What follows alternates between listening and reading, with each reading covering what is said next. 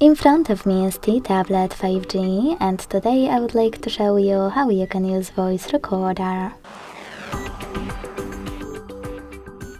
Begin by opening Play Store and getting voice recorder app. This one from this developer. When it's ready, open it. Then to set it up, tap on this icon with a microphone at the bottom left corner. Hit continue. Select while using the app and tap on allow.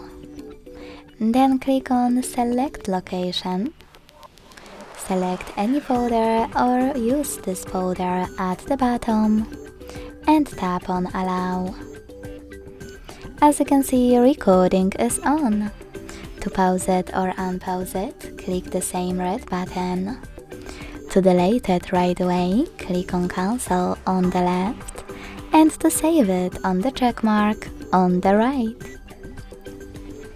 As you can see, my recording is here. To rename it, click on those three dots on the right.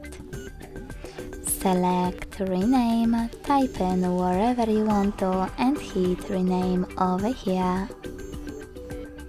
Then, if you wish to delete it, you need to hold it. Select the bin icon at the top and get rid of it. Or to simply play it and enjoy it, just click on your recording available on the right. And enjoy it.